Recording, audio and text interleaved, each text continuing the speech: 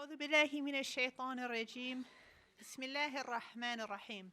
الحمد لله رب العالمين، ثم الصلاة والسلام على أشرف الأنبياء والمرسلين حبيب إله العالمين أبي القاسم محمد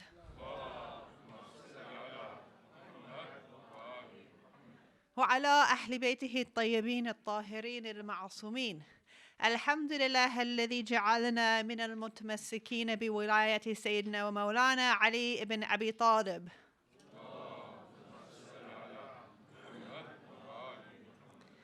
الحمد لله الذي هدانا لهذا وما كنا لنهتدي لولا أن هدانا الله. قال الله تعالى في محكم كتابه الكريم: بسم الله الرحمن الرحيم. وإذ أخذ ربك من بني آدم من ظهورهم ذريتهم وأشهدهم على أنفسهم ألست بربكم قالوا بلى شهدنا أن تقولوا يوم القيامة إنا كنا عن هذا غافلين. صدق الله العلي العظيم. صلوا على محمد وآل محمد.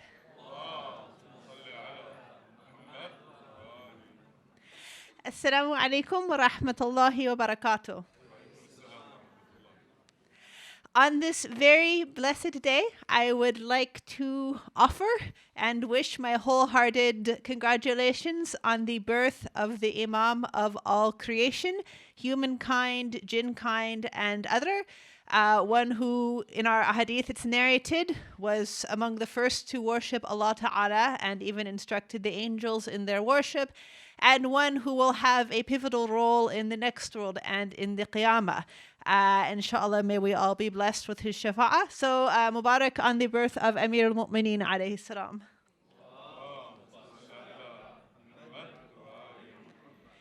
Now, if we wish to try to encapsulate the commander of the faithful alayhi salam, to describe who he was, we would not only be here all night, we would be here for a very, very long time, perhaps even until the Qiyamah itself.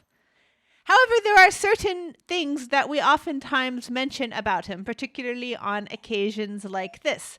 Number one, that his entire life was in the context of the worship of Allah Ta'ala, and in particular the version of that religion, or one can say to the final expression of that religion, brought by the Holy Prophet Sallallahu Alaihi Wasallam. And that is to say, he was born in the house of Allah and also left this world in a house of Allah. I would like to focus on the beginning part today, which is from infancy, from his very first moments, he was associated with the worship of Allah, both personally but also formally. And the commander of the faithful, alayhi salam, is also renowned for being the first male to convert to Islam. And not only was he the first male, but he was also quite young, that is to say, 10 years old. Now, I do not wish to cause a riot or get any complaints. I am not at all suggesting that he converted to Islam, that he didn't believe and then he picked up belief in Islam. I think you would find very few people who call themselves Shia who say, yes, we believe Imam Ali converted to Islam at the age of 10. Rather, we believe that he had this very intimate knowledge of Allah Ta'ala even before he came into this world. And simply at this particular time, he formally gave his allegiance to the Holy Prophet Sallallahu Alaihi Wasallam. So one can say it was a formal giving of allegiance to the prophetic mission. Now I'd like to pause here. And I would like to point out the obvious, that this is something he did at a fairly young age. Is this simply because he was very exceptional, which obviously he was? I would not at all challenge that. He is very unique and very exceptional. And is this why he could begin practicing Islam at a very young age, to the point where we see that he and Hazrat Khadija and the Holy Prophet, peace be upon all of them, were the first ones to actually do the formal prayers in the Holy Kaaba? Right? We've heard the narrations where people looked at them in astonishment. They saw them going like this. They said, what are these three people doing? You know, we see this Muhammad, sallallahu alaihi wa sallam.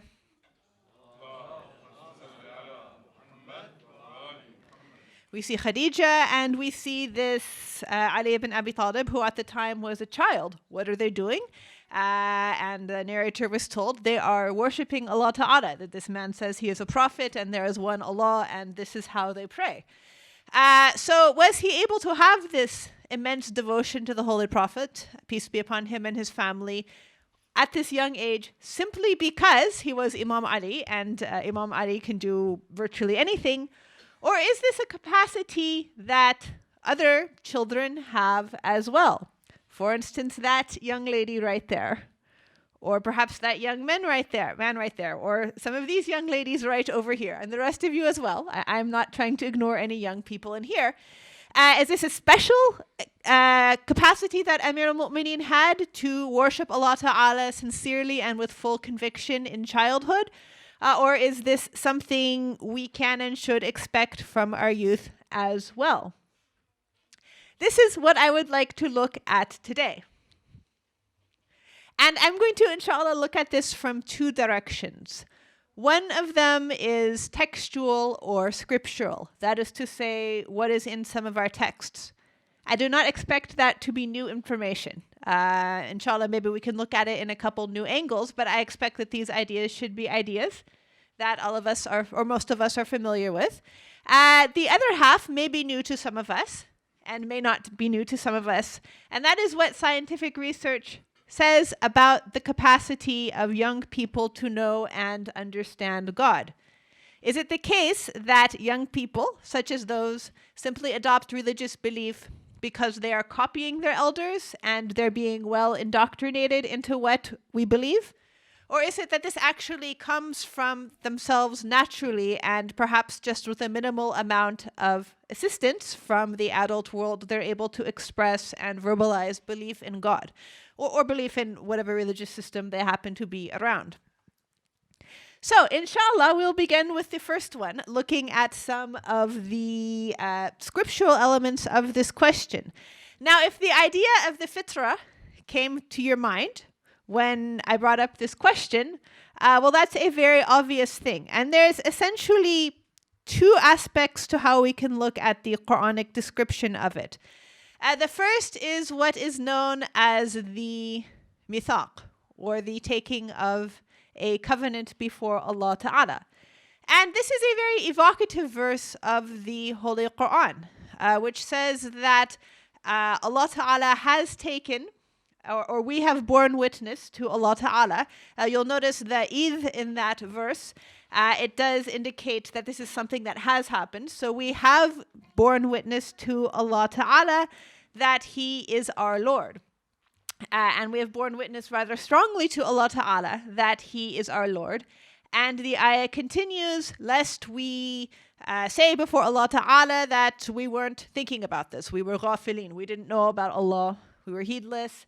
And the next ayah, I think, is extremely important with respect to this idea, because essentially it is saying even if our forefathers were mushrikeen, so polytheists, still it's not an excuse before Allah to say, well, I was just simply following my polytheistic followers, because all of us at some point or another in our history, in spiritual cosmology, have given this oath of allegiance before Allah Ta'ala.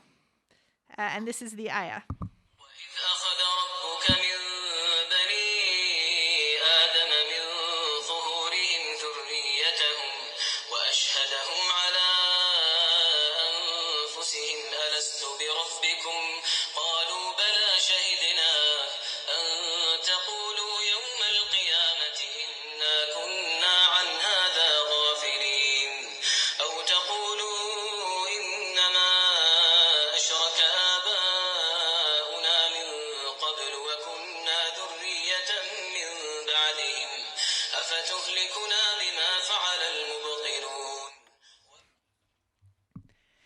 So, who remembers giving an oath to Allah Ta'ala, bearing witness that He is our Lord?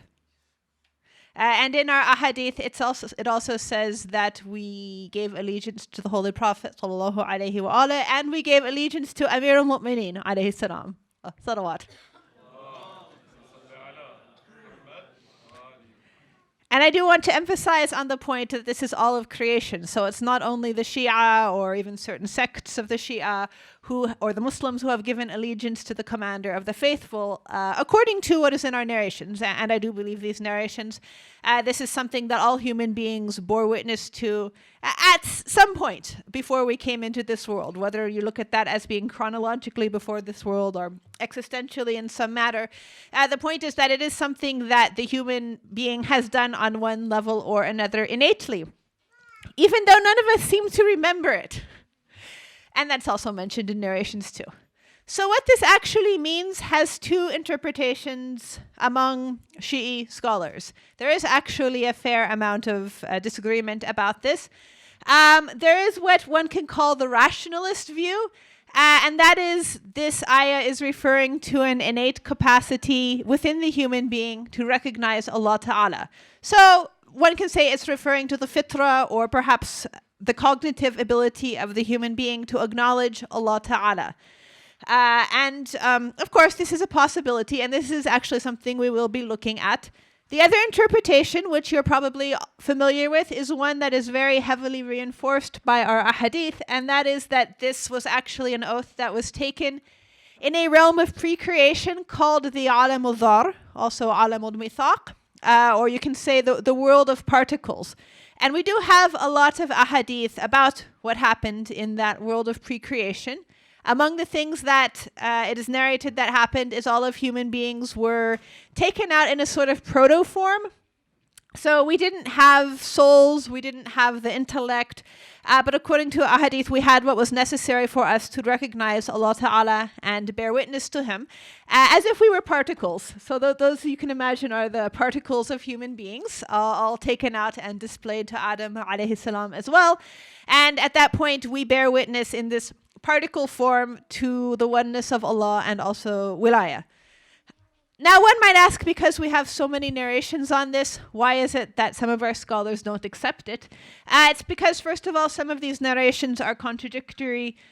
Some people have some doubts about some of the narrators. And in some narrations, there are some ideas which one could say come across as un-Quranic, Allahu Alam. However, there's no problem if someone considers this to be an interpretation of the ayah. And in the end, for our purposes, it doesn't matter. For our purposes today, what matters is that all human beings, in one way or another, have, as this ayah said, borne witness to Allah Ta'ala or have the capacity to do so and are expected by the divine to do so and will be held accountable in the next world for that. That falls under the category of ramifications. Now you'll notice in all of this, I've been using phrases such as all human beings.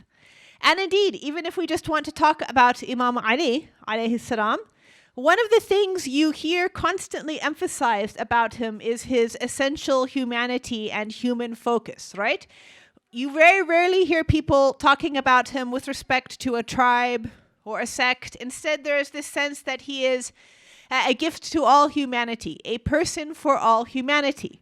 Similarly, the Holy Quran also has this humanistic focus in the sense of humanistic being with respect to all human beings for all time, all places.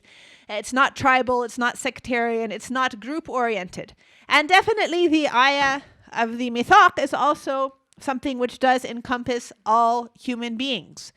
And what we're going to talk about, inshallah, with respect to religion and cognitive psychology is obviously also something which is cross-cultural and cross-religious as well. It has to do with the innate nature of the human being. So this is in essence our approach to religion. Now you'll see there's a picture up there. I just wanted to insert this small point in here. Many people really like this picture and love to share it on social networking platforms such as Facebook and Twitter and so forth. I dislike this picture immensely. Why do I dislike the picture? I am going to tell you. I feel that a picture like this reinforces the view that religion is just another form of tribalism. That is to say, it is something inherited. So for example, if I have one parent who's from I don't know, China, and one parent who's from England, the child might say, I'm half English, half Chinese, because these are ethnic groups or national groups. Okay, so if you have a child that's one parent is Sunni and one parent is Shi'i, the child does not come out Sushi, because this is not what the Holy Quran says about belief. If you think about that ayah that we were just looking at, Allah is saying that you bear witness to me regardless of who your parents were or what they believed, and there's no excuse. So I'm not going to use this as a platform to argue about Sunni versus Shi'i, but I'm going to say that this is very strongly ingrained in our subconsciousnesses, that religion is something which is inherited and tribal, and obviously children do very frequently follow in their parents' footsteps with respect to religious practice, which is something we'll look at as well. But before Allah, religion is something different. And even when we look at Imam Ali, alayhi salam, when we look at how Imam Ali formally converted to Islam, so he formally gives his allegiance to Islam. Thank you. And when he formally gives his allegiance to Islam, does he ask his father for permission? Abu Talib. Okay, no. No, he does not. What is quoted from him, and this is in the Sunni Sirah, incidentally, he says that Allah did not ask Abu Talib permission to create me, so I should not ask Allah permission to worship him. Now, of course, God forbid, he's not being disrespectful to his father, but one can say one of the revolutions of Islam, and even of Christianity, is that religion is something that transcends family ties. So it's not about simply following along what the tribe does or nowadays the nation state does. Thank you. But instead, it is an individual responsibility before Allah Ta'ala. And also something innate, which is something we will get on with, inshallah.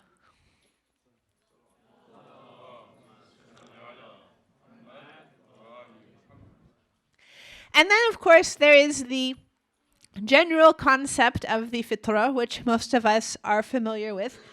The idea that Allah Ta'ala has granted us an innate nature which recognizes and worships Him.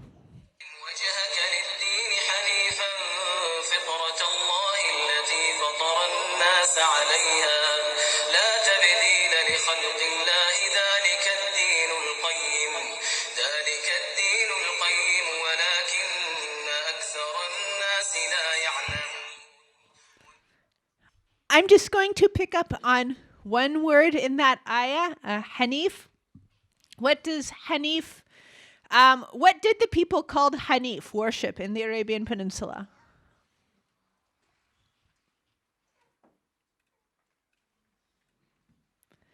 Okay, pure monotheism. So this ayah is a reminder that the worship of Allah or the fitrah is pure unadulterated monotheism, and this is what the human being is designed for. We have a number of ahadith about the concept of the fitrah. These are a couple you're probably familiar with. The famous one, that all human beings are born with this essential monotheism in our human natures. However, it is the parents who make children into different religions. We have other versions of this narration with a few other religions mentioned. But the idea being that the cultural environment will shape someone towards a certain religious belief. Let's hold that idea somewhere in our minds. And the other, that this fitrah is a proof of Allah Ta'ala. So the last ayah was mentioning that we have borne witness to Allah Ta'ala, and our inner natures also lead us towards monotheism, and this is mentioned in some of our narrations as part of the way in which we recognize Allah Ta'ala. Most of us are familiar with this idea in an Islamic context.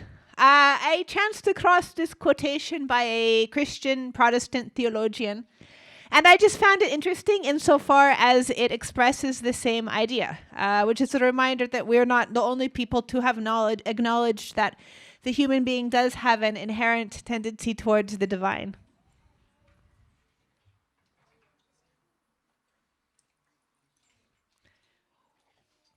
So with that in mind, I'd like to look at the second approach, since we had two approaches. And that is, scientifically speaking, what have people found out in the past century plus about religion and child psychology. Because the idea was advanced about 100 years ago by a very famous child psychologist that children don't really believe in God, and they just believe God is a big person and he makes things and he's powerful like mommy and daddy are powerful, and kids are basically just brainwashed or indoctrinated.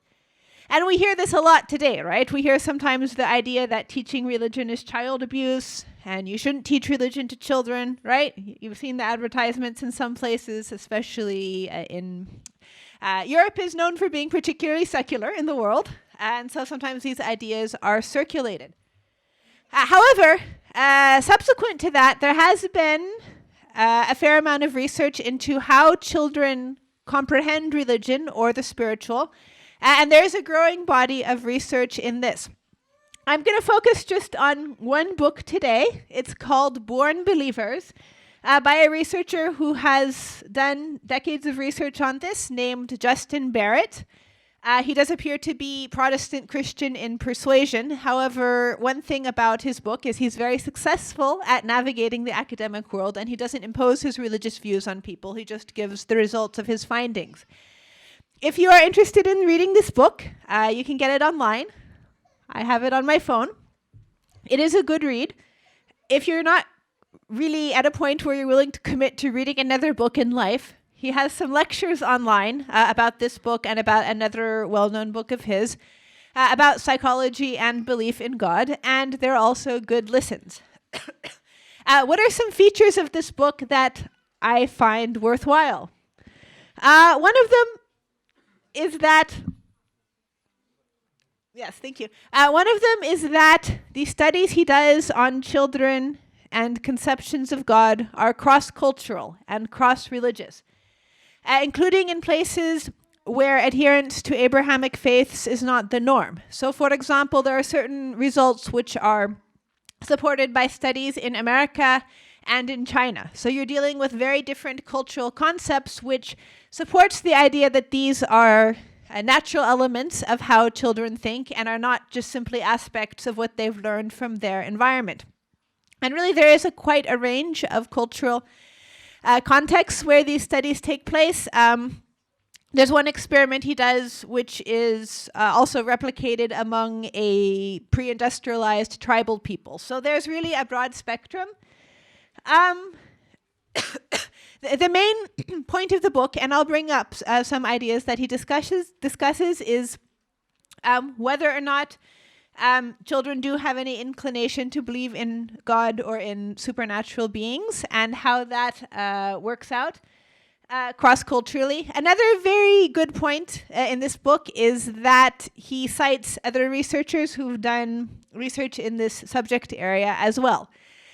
So I would recommend reading it, and I also have to credit one of our graduates from Islamic College, mashallah, who's also now a sheikh, mashallah, who encouraged me to read the book, and so now I can share the book with all of you as well. So let's have another salawat.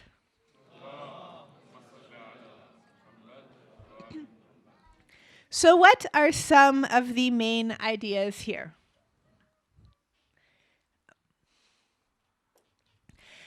This is a list of some of the main ideas which we are going to look at. So if some of these are new, you can puzzle over what they might be.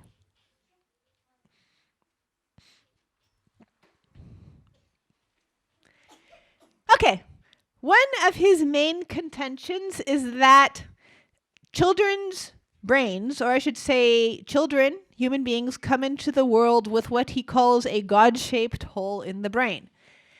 Now, the idea behind that, which anyone who studied psychology or education should be familiar with, is that when we are born, we have we're primed to learn certain things, and many of these actually correspond to what we study in school. So, for example, our brains are designed to do basic mathematics and logical reasoning. This is something that we have a facility for, and we learn very quickly. In fact, I think even some primates can handle, they'll respond to basic mathematical conflicts. It's something that works very well. Or language. In a child without any sort of exceptional difficulties is primed to learn at least one spoken language or more than one spoken language. This is normal and it is expected. Obviously a child doesn't come into the world speaking a particular language, but it's got a language slot available in its brain and it looks to fill the language slot. And many other things too. Walking, for example. Again, unless there is an exceptional issue, a child is primed to learn how to walk. And these are all things that assist us throughout our lives. Conversely, there are certain things we learn and do that our brains are not naturally set up for. Has anyone tried multidimensional calculus? Yeah, some of you have. Or multidimensional mathematics in general. I mean, above 3 dimensions. Is it something that's conceptually easy for you to visualize? Say 13-dimensional mathematics. Yeah, no, that's beyond most of us. This is something that our brains are not primed for. And so because it's counterintuitive, you have to work very hard to be able to even try to do it. He contests that religion is not like that. That the human being has a certain slot to put the divine and the supernatural. And from a very early age, say about 3 years old and on, children will try to find things to put into their God slot, so to speak. And one point he makes is that it's a bit like a children's toy. You can imagine perhaps the triangles where you put your mathematics, the squares where you put your language, the circle is where you put your religion. He does point out that children will make an effort to take something from their cultural environment to put into their God slot. He also suggests that certain beliefs fit most naturally. We'll get into what those are in a bit. But if they don't find something that quite fits, they'll try to put something else in there. So, for example, we see today there are many things that people, quote, put in their God slots. For some people in the past century, it was communism or socialism. For some people, it might be nature worship. So there are other things that people try to put in there, albeit he suggests that there are certain things that work best. However, I just want to add as a side point, and this is now slightly off the topic of 3 and 4-year-olds, but this is something which is relevant to us throughout our lives. Although, alhamdulillah, we are very blessed to have the Holy Quran and acquaintance with Ahlul Bayt, alayhimus salam, I am not at all entirely certain that our community always is successful in offering the facility necessary to help us fill the God slot. Inshallah, many families and communities are. But I think sometimes there still is a void among some people in our community. And perhaps some of our young or not so young people are oftentimes looking for another way to fill the God slot and sometimes don't always do it in the healthiest of ways. So I think that's something that is important to keep in mind. Okay, back to the subject of children, so we can continue.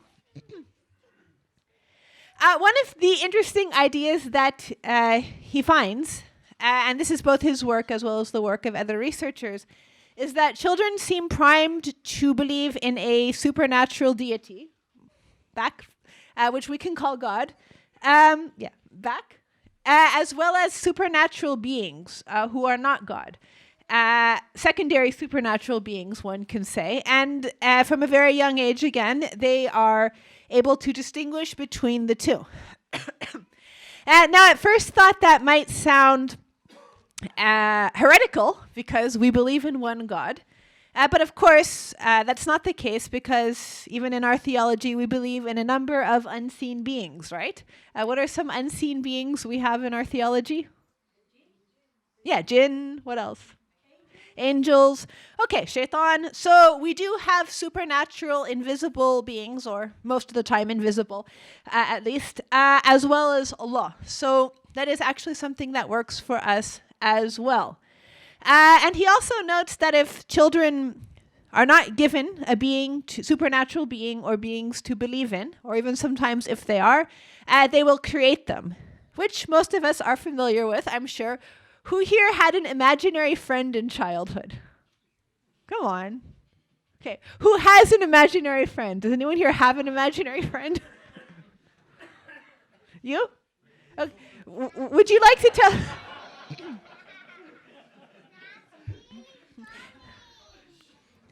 Do you want to tell us about your imaginary friend? Okay. Okay.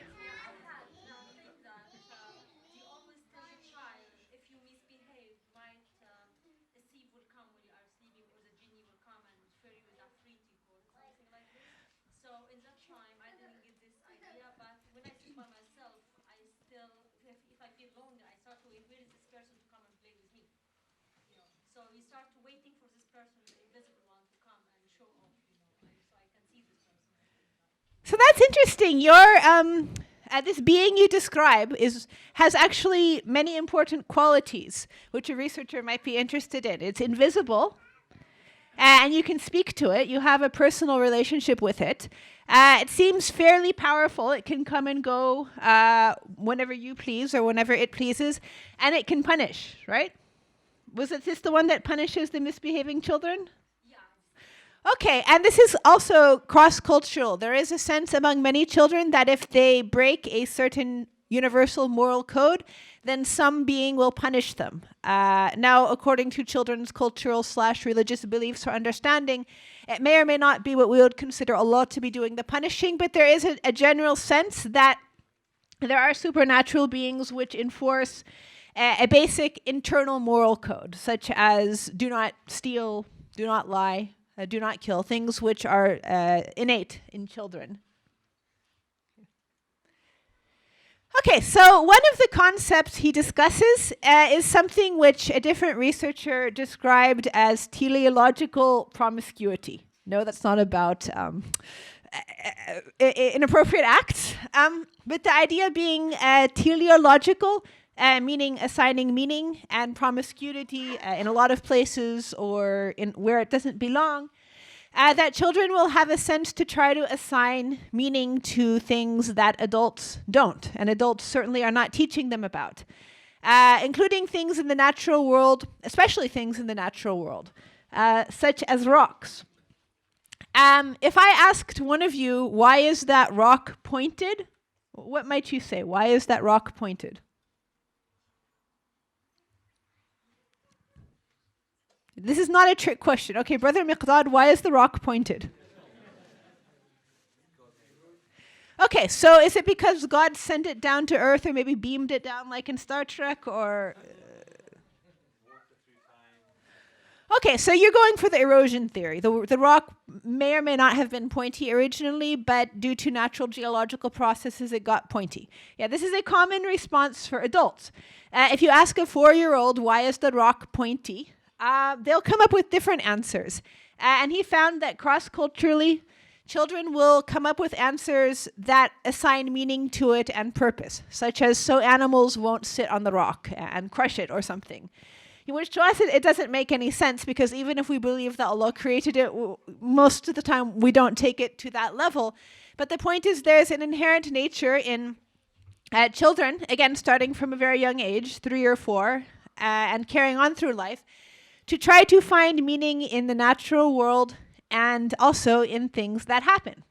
Now, obviously, this is atheistic belief, because an atheist, pretty much by definition, does not believe there is meaning to the universe, right? The universe is a random, accidental confluence of atoms. There was a Big Bang by chance, and by chance we're here, even though it's improbable, and so forth.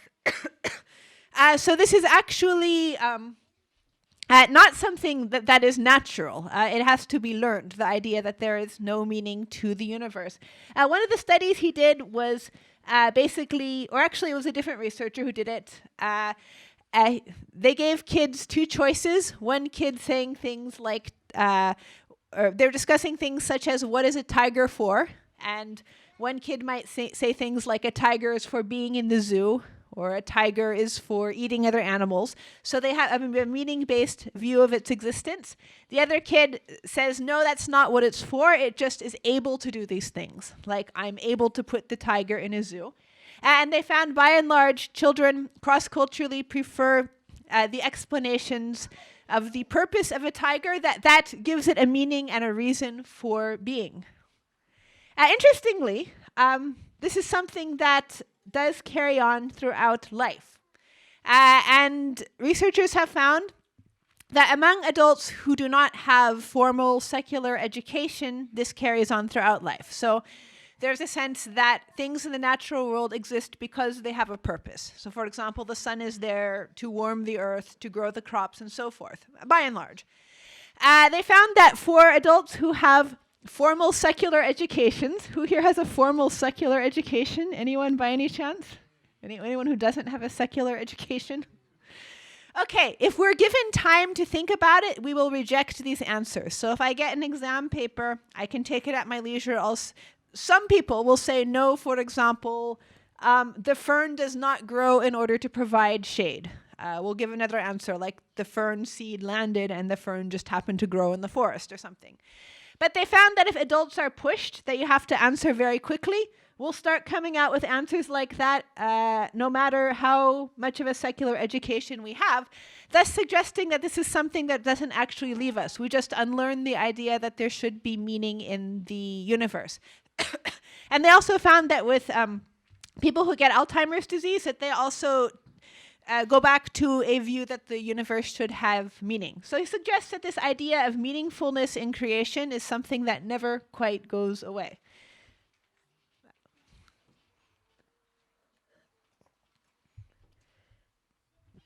I think we should go back. Okay, another question that might come up is, okay, so children seem primed to consider that there is a deity, there are supernatural beings, there is meaning and purposeful creation. Can you go back one? Okay, now you can go forward one. Salawat.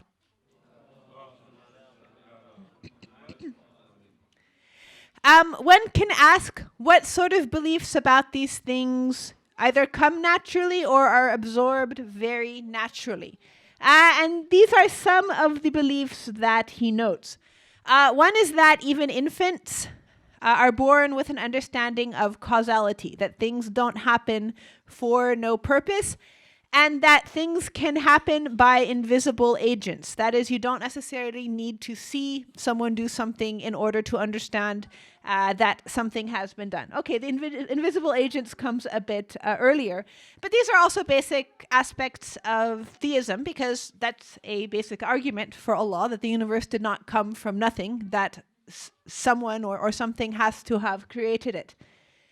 Interestingly, they also found that even when children are raised in heavily secular environments, and even when they're raised in families where evolution is taught as the description of the origin of human beings, so families where belief in God is not taught, and schools where belief in God or creationism are not taught, nonetheless, when given a list of options about how the universe was created or how the world was created, children will unilaterally prefer explanations such as God created it or a supernatural being created it, depending on their cultural context.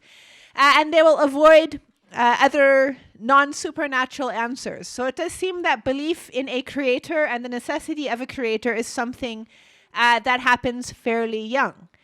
Now he does point out that this, of course, one should not conflate a tendency for something psychologically with the idea that we are created to believe this.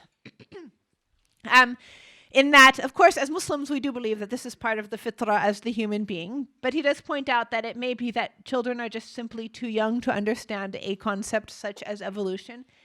And he says he doesn't think children can even grasp the idea before the age of 10 or so, just because it's too far removed from the way the brain works. The idea that a species would change, for example, it takes a certain cognitive load. So he does point that out. Nonetheless, he does find that children do have an innate tendency to believe in a creator and the necessity of a creator for the natural world. And also, it is very difficult to convince children to be atheists. As he points out, there are some children of atheist parents who conducted a very pernicious case of theism, that they just randomly decided to believe in God. And he feels this is because it fit what the God hole in their brain was wanting. Lastly, I just want to mention the last point, because there was this idea circulated some decades ago that children just believe that if children are told about God, they just believe he's a big person or she's a big person who makes everything. But in this book, it describes research that finds that, again, from a very young age, and I am talking about like 4 or 5, young age, children can distinguish between things that God or a supernatural being makes versus things that people make. So if you ask a kid who made this, God or a person, they'll say a person made this. But if you say who made the sun, they won't say that mommy made the sun or daddy made the sun. They'll say that God or deity of choice made the sun. So this distinction, again, is innate. There's this sense that there is a supernatural, invisible, powerful creator who makes natural things. Okay. Lastly, one might ask, what are some of the characteristics of whatever people seem primed to believe? And 2 of these characteristics he notes are immortality and omniscience. Omniscience might be an exaggeration, but knowing everything in accordance with what that might mean to a child. And what he notes about immortality is, in general, children do require some time to learn the concept of mortality. They start out with a good idea of immortality. But it's not something that they lose. The idea that supernatural or spiritual beings or God are immortal. But rather they simply have to learn about the mortality of other things. An interesting result that they came up with, which does reflect the cultural environment, is apparently children who grow up, let me rephrase that, the children they researched who were Christian had a bit of a harder time sorting out the mortality of God once they got older than Jewish children. Which makes sense because of Christian theology and the cross and the resurrection and so forth. These are undoubtedly very complicated ideas for children to work with, whereas Jewish children, like us, we just believe Allah is. And that's that. And they had very little difficulty sorting it out. In any case, these results were for the Christian children. Also, there is a sense that God knows everything and supernatural beings are either all-knowing or a lot-knowing as well. As you mentioned about the being that punishes misbehaving children, you can't hide in the closet and misbehave because the supernatural being or God will see you anyway. This idea that there are beings that can know things that other people won't know. And this also was cross-cultural. So it does seem that this is something that we are also primed for when we come into this world. Okay, next. So what are some things we can draw from this?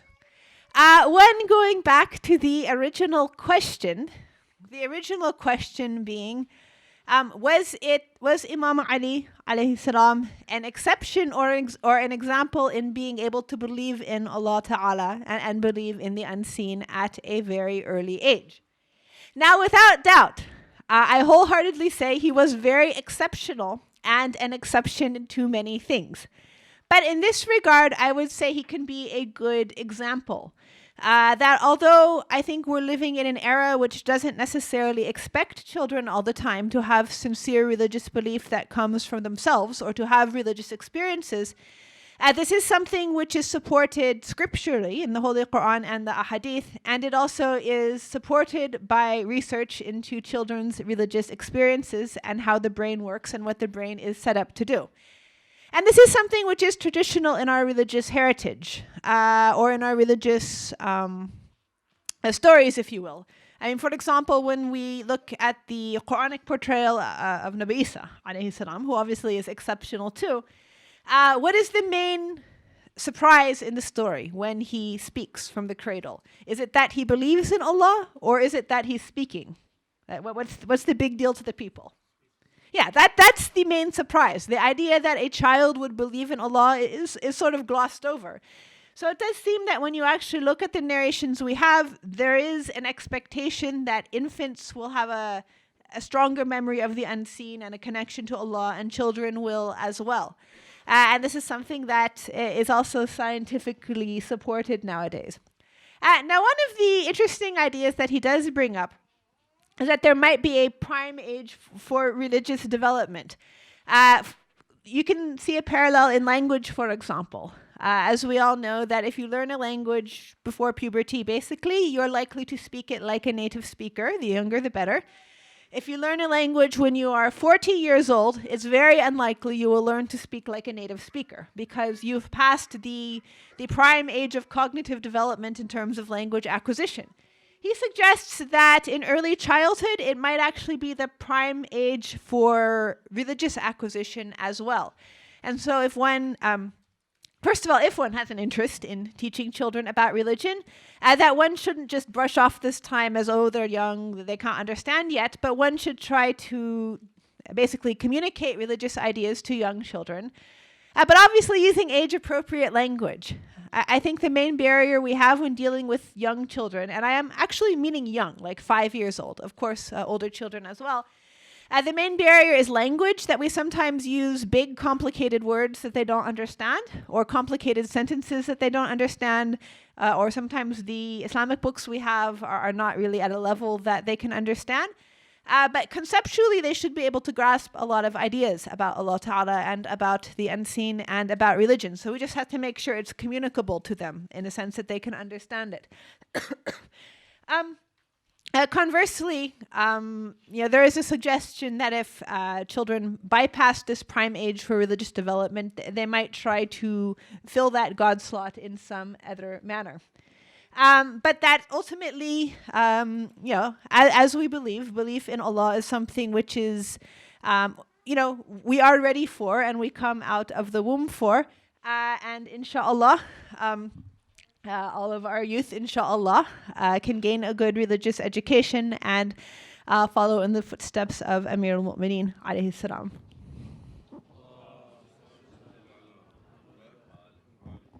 And before we go, since it is almost the 13th of Rajab, I wanted to share a poem by one of our brothers in the United States. He calls it Ali, Ali, Ali, Ali. A most honored place in history, the bane of lies and tyranny, the mushrik's worst catastrophe, the guardian of prophecy. The guardian of prophecy began his life auspiciously. Born to a holy legacy, the orphaned seal of prophecy was raised by Ali's family, and the Prophet raised the great Ali to be the guard of prophecy. A child of 10 on the Prophet's knee, what the Prophet saw, he too could see.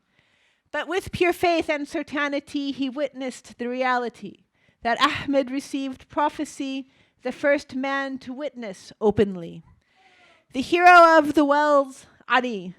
The hero at Uhud, Ali.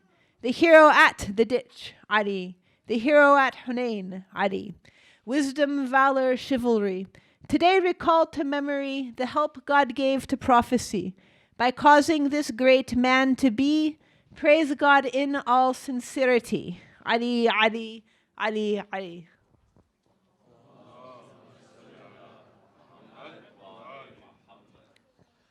We have some time for questions. If there are any questions from either side, starting with the sister side.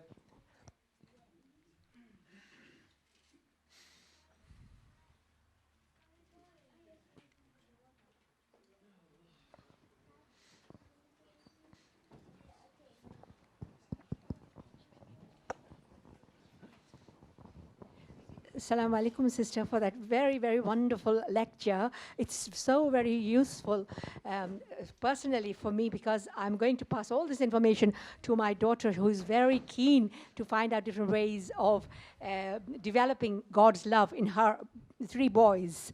But could you tell us, please, if on this book, do they actually give practical suggestions of how to approach really young children? You mentioned about the language not being appropriate. That's absolutely true. But yes, this particular author does give some suggestions. Again, he is polite in the sense that he's dealing with it from a cross-religious and cross-cultural perspective, although he's clearly got his religious faith. Incidentally, one of the things he notes is that He is clearly a Christian author, that when he first published some of his research, he got letters from Muslims saying that this is what we believe, and we believe in the fitrah and providing hadith about the fitrah. And then I think he was a little bit uncomfortable with that, not being a Muslim. But in any case, he provides some general guidelines. They are in the book, but these are some of them. When he mentions start teaching early, that an investment in early childhood, like around 3 or 4, might be more valuable than a later investment in terms of how effective it is. He mentions to teach in love and humility, so not like forcing, bullying, scaring children into believing, but instead inviting children to share in belief. The idea that this is not something that you have to force on them, but it's going to come naturally, like walking, so just encourage them. One of the suggestions he makes, inshallah we don't have an issue with this, is not to use, not to use language which is non-committal, like we believe in Allah, we believe that Allah is one, we believe that Imam Ali is the Imam, but just say it as if it's a fact. Imam Ali is the first Imam, Allah created the universe, Allah is immortal, we worship Allah, instead of leaving the room for doubt. The room for doubt works for adults when we talk about things such as our hadith support belief in alam udhar, but there are some scholars who don't believe in alam udhar. We can have these sorts of discussions as adults, but children do need something straightforward to hold on to. And also, if we believe something is a fact, just say it as a fact, especially when you're dealing with young children. Also, teaching children to think, learn, and discern for themselves. I think he's mentioning this based on having faith that religion is something their brain wants, and they want to believe in God. I didn't really go into it, but most of us are familiar with the idea that children are born with basic ethics as well. For example, we might say it's part of the fitrah. So again, children are uncomfortable with injustice. They're uncomfortable with killing. They're uncomfortable with hurt. Okay, they do hit each other sometimes, but there are certain things they're not going to like and certain things they will like anywhere in the world. Kids are very good judges of our morality sometimes. And so the idea that these things come naturally and you can actually help them along to develop their thinking instead of just trying to fill the brain with certain things or forcing them. Idea number 5, he mentions talking about God in contexts in which God's existence and action make a difference. For example, an answered prayer, or things that are actually relevant to us. So not that, for example, the Prophet lived 1400 years ago, but what are some examples of God we might see in the world today? Using religious ideas in ordinary life, this may be... I think for Muslims this is not as much of an issue because Islam does tend to permeate daily life, but not confining religious discussions to ritual or religious settings. Make religion motivate actions.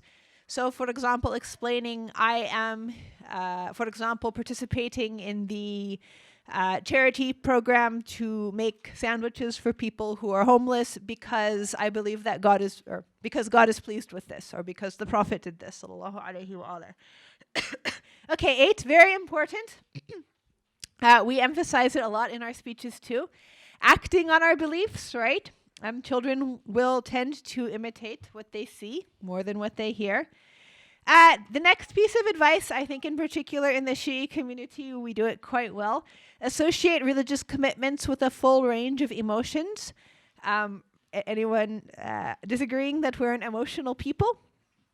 Right? And that is very powerful because it is known that things we hear, see, or experience in a heightened emotional state will have a more lasting and more powerful impact.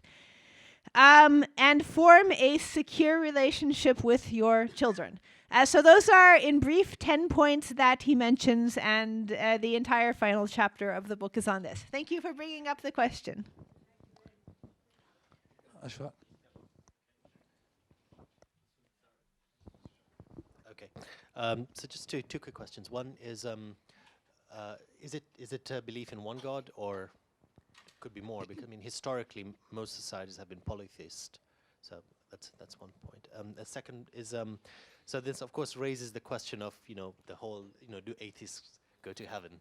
And I mentioned that it's quite interesting. I know there's a lot of debate about this, about the fate of non-Muslims, and I mean the argument obviously made is that people don't hear the message. So what's the implication of what you've said for that? Okay.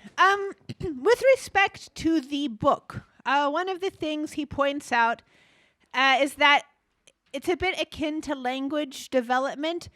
We have a facility for language, but we will look to the cultural environment to fill the language slot. So that's why if I grew up in China, I would probably be speaking Chinese right now instead of English.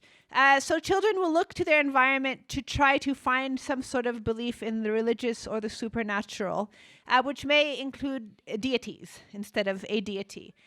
He is of the view, however, that what we would consider to be a Abrahamic monotheistic deity fits best with children's idea about what a creator God, and not just a creator God, but also the one that one has a personal relationship with, one that might enforce morality, should be.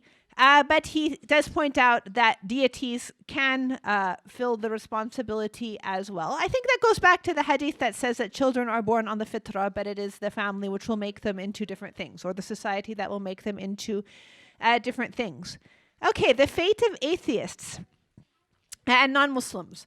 Well, the ayah does say, I mean very specifically, that we have no excuse before Allah Ta'ala because we have borne witness to Allah. And even if we say our parents were polytheists, that's not acceptable before Allah. Is Dr. Dasmalchian still here? Did he leave? Where are you? Oh, I'm going to put you on the spot since, mashallah, he wrote a book review of some books on the Islamic view of salvation, and I'm sure there must have been some things about non-Muslims. Would you like to add a few words?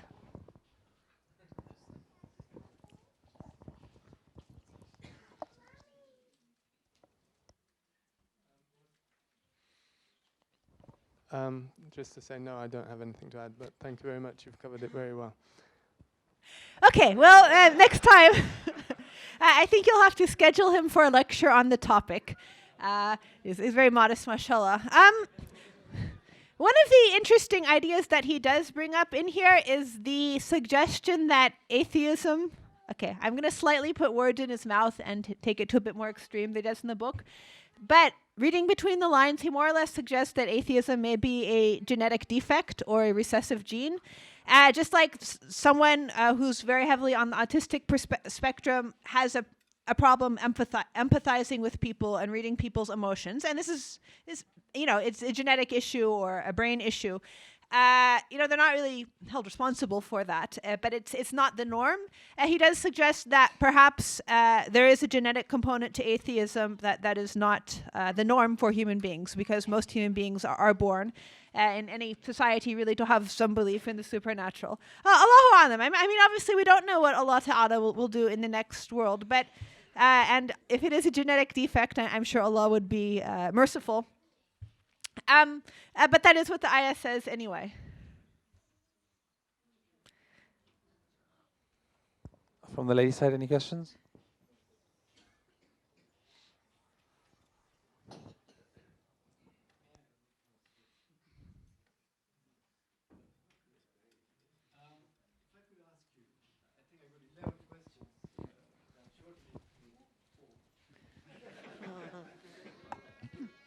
Thank you. May I ask you, first of all, if there's a correction to be made, the angels were only meant for the prophets, no other human beings on the planet. No other human beings. No other imams too. Can you be a bit more specific about what you mean by made for or meant for? They were the carriers of the messages from the Allahs to the prophets for the mankind. Simple as that. Number two, you mentioned about, may I ask you, on that book you had, there are 4 signs. One is the Star of David, the star, and the moon, and the cross. What's the other circle for?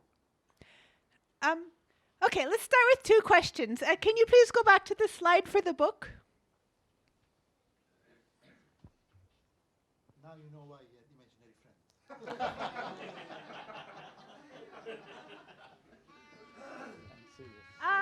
বলছে? I do not know. Does anyone know what the circle represents? Okay, tasbih or probably paganism sounds realistic because even among the children he studies, he does study some children who have what would be considered animist beliefs. With respect to angels, there are many functions assigned to angels. Malak al-Maut, for example, in addition to delivering revelation, angels to record our deeds. So obviously there are more functions than just to deliver the revelation.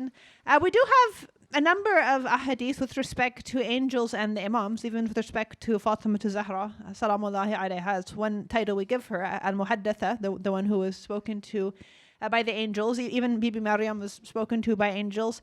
I believe these narrations. The only reason I hesitated with respect to angels are usually unseen is I was once giving a lecture somewhere and I referred to angels as unseen. And someone sent me an anonymous note afterwards and said that he saw an angel once and it said this and that and it looked like this and that. And fine, I mean, exceptional things happen to people sometimes. So that's why I say usually unseen from now on. But to the majority of us, they are most of the time not seen. But I do believe in that aspect of our spiritual cosmology that the imams had access to the angels as well. But obviously, we are free to disagree. Can I ask you another question? The author must have been on hallucinogenic drugs to mention about slots in the brain. Let me correct, and my doctor friends will say, look, during the fetal formation and the neurotic system, the whole nervous system, the neuron connections develop and formated as the child learns from the human body, which is the mother. And different areas develop. But there's nothing like what you mentioned or what the book says about slots. This is a fantasy. It's not explained properly by him. Question number 3. Please go ahead. Yeah, that's a metaphor. Obviously, he doesn't mean we have a literal hole in the brain, but we put God in. No, I know that. I know that. Yeah, no, I mean, cognitive psychologists and in developmental psychology of children, it is thought that we are born with certain cognitive facilities to, I wouldn't say necessarily inherent knowledge, but certain things we do have certain aspects of the brain to learn. And like I said, many of them do correspond to school subjects, mathematics, language. Interestingly, to my knowledge, history is not one of them. That's not something, yes, that's how I felt about history class too. And that's not something we have necessarily a cognitive predisposition and system for, but there are certain things which the brain is designed to do very readily. One of the distinctions he makes in the book is between things we do naturally that we're essentially born to be able to do, such as walking or such as speaking. The brain is set up to learn those things very quickly. There are things we do naturally that we don't acquire without assistance, such as reading. A child is not going to naturally learn to read in any society in any time. It will learn to read if it gets cultural education and the proper tools and so forth. And it can be very natural. It comes natural. Yeah.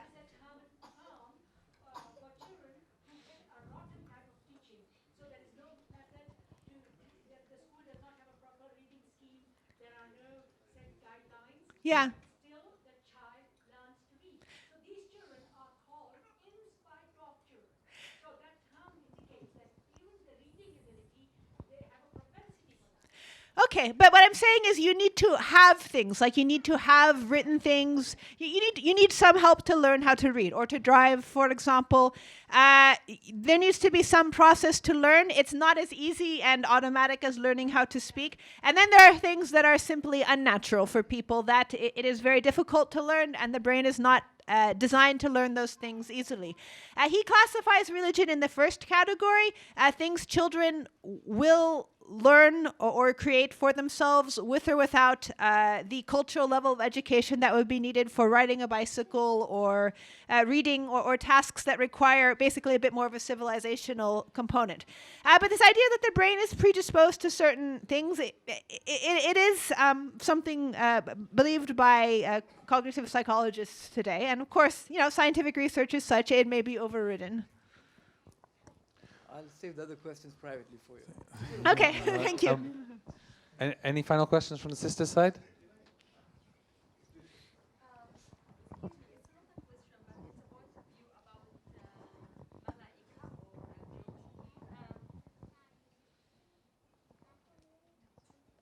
Now it's okay. Okay.